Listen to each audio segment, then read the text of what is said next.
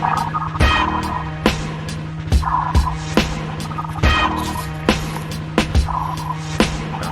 just wish like I would have found you guys sooner. You know what I mean? Like especially like through my development stage, and, freshman all the way to senior year. I just wish I would have been on that side of town maybe, and then got to connect with you guys. I definitely felt like it would have helped me a lot.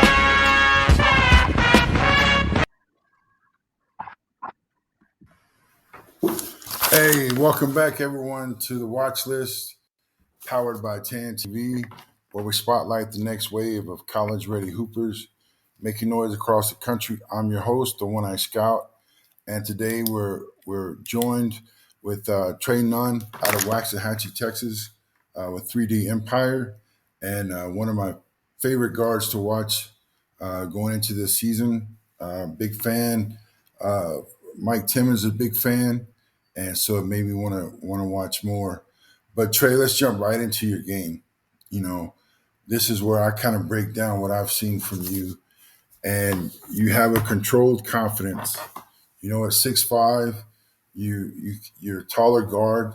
You can see, but you also have a college-ready body. And so with that, it really stands out is your poise under pressure and how you create angles off the dribble. Not just playing fast, but playing smart. And when you suit up for 3D Empire, you're surrounded by dogs and still manage to command the game. Whether it's running the point, facilitating or off the ball to become a shooter, you adapt. You're a true two-way threat and not afraid to lock somebody up. Trae Numn in the building. We're going to jump right in. You've been making waves for both Waxahachie and 3D Empire. How would you describe your growth over the past year? I'd say my confidence for sure. Both with Sean and with my high school coach, they've both put me in positions to be able to lead a team, which has made me step outside of my comfort zone, really pushed me to better myself on the court. And with my high school team, just being in that lead guard position, I think allowed me to be put in spots where I had to lead a team to a win, and I think that really helped my growth. And watching that and saying that, it was interesting to watch and see that play out because you had several players on your high school team that could get a bucket, and just like as you roll into the summer AAU program with Sean at 3D Empire, Waxahachie is known for gritty basketball, tough basketball, grind out wins at times. What does it mean to rep the green and white, and how does that translate into AAU? Yeah, I think it's carried over just with my mindset, going in every day and taking it seriously and putting the work in. And being able to build a culture in a quick amount of time because you're not with your teammates every day, and it's important to build that so you can have chemistry on the court. And then defensively, Waxahachie takes a lot of pride in our defense, and so being able to carry that over and show that has been really important in my game.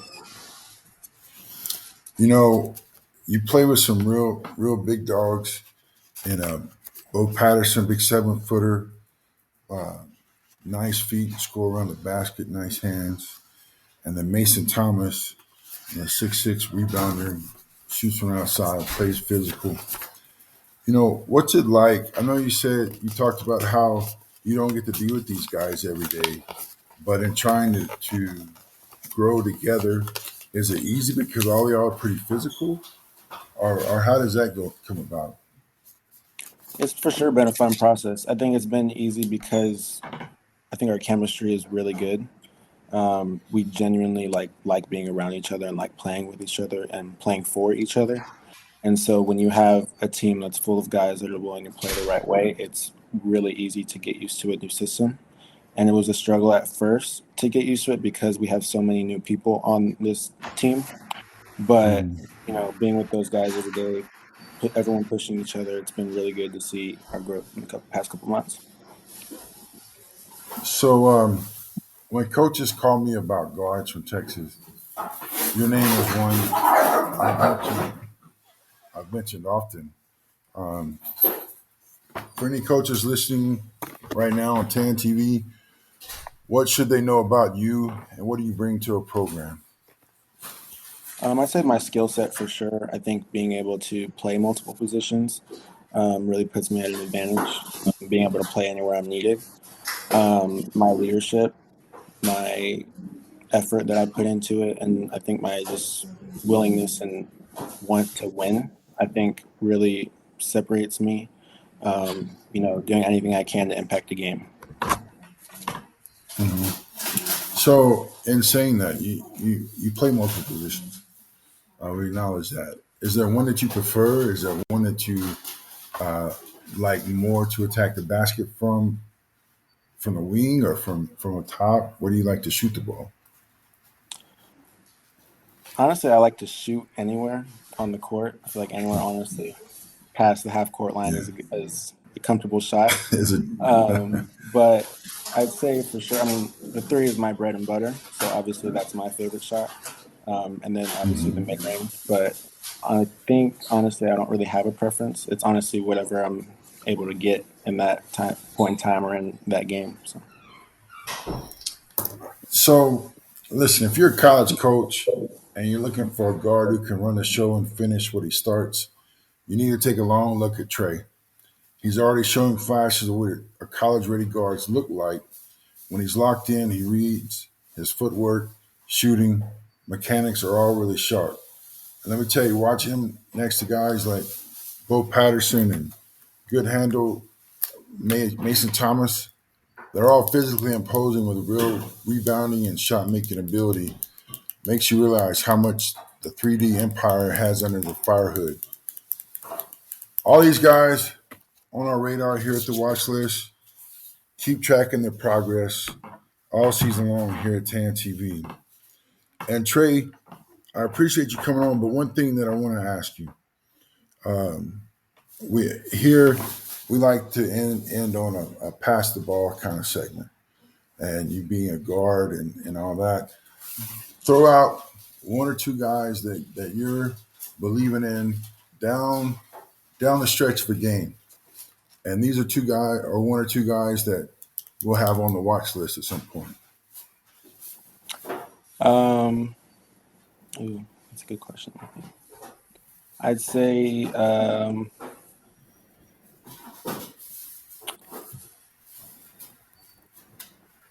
Waxahachie, I'd say I'll do one for each team.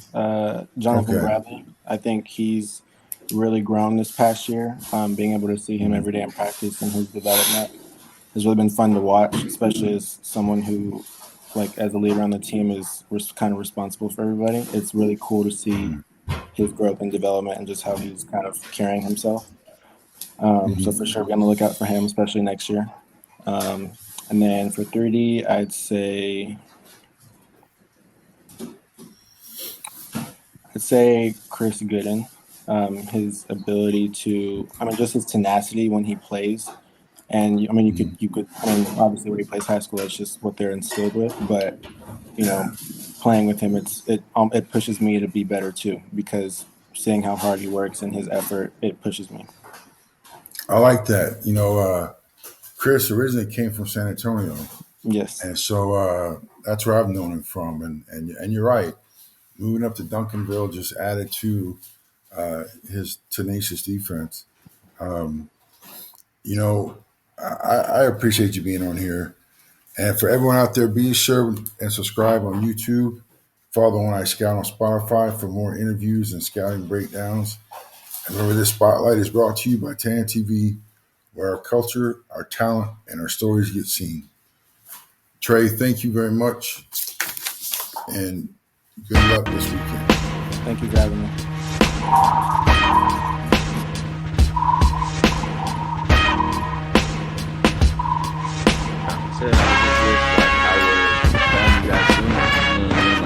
Especially through my development stage, freshman all the way to senior year, I just wish I would have been on that side of town maybe and got to connect with you guys. I definitely felt like it would have helped me a lot.